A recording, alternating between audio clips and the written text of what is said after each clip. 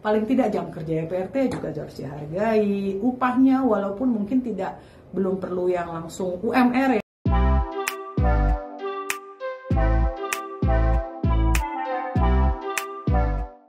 Halo, selamat pagi, Mom and Dad. Saya Early Dewi Nuriana, bisa dipanggil Early, dari kantor ILO Jakarta.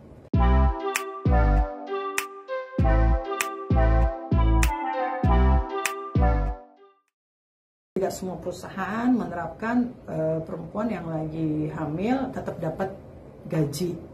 Nah, ini juga masih ada pandangan-pandangan. Dan kembali lagi masih ada pandangan-pandangan bahwa perempuan yang melakukan tanggung jawab keluarga itu banyak biaya, dianggapnya begitu. Itu yang justru itu harus mitos yang kita retas. Kita harus melihat bahwa perempuan dan laki-laki yang bekerja punya tanggung jawab keluarga, mereka perlu didukung untuk bisa tetap produktif di pekerjaannya, terutama yang perempuan, karena perempuan kan punya beban ganda kan, selain bekerja, tetapi dia juga harus melakukan tanggung jawab di rumah. Beban ganda inilah yang memang kalau di perannya dari ILO yang saat ini kita sedang promosi tentang 5R, kerangka 5R untuk ekonomi perawatan.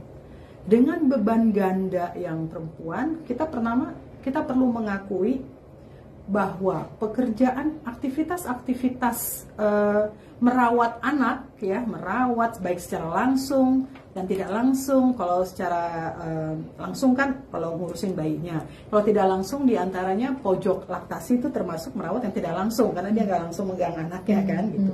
Itu harus diakui sebagai aktivitas produktif dan bernilai. Karena kalau tidak dilakukan, dia akan bisa membuat tadi ada salah satu yang nggak optimum. Anaknya jadi nggak sehat ya. Mungkin suami istri bisa berkonflik. Ini anakku sakit jadi biaya gitu kan. Yang kedua, beban 5R yang kedua itu adalah reduksi. Jadi penting untuk karena perempuan melakukan aktivitas perawatan ini kan 3-4 kali lebih banyak daripada laki-laki. Nah, artinya penting untuk mengurangi beban ganda perempuan antara tanggung jawab bekerja dengan tanggung jawab merawat anak. Jadi perlu dikurangin beban gandanya. Yang ketiga, R yang ketiga itu adalah redistribusi. Redistribusi itu artinya untuk mengurangi beban ganda perempuan yang punya tanggung jawab tadi ya, antara merawat dan bekerja, itu dikurangi dengan cara melibat istilahnya tanggung jawabnya dibagi. Satu bisa ditanggung jawab dibagi oleh PRT atau adanya tanggung jawab yang dibagi oleh suami. Misalnya harus ada cuti paternitas.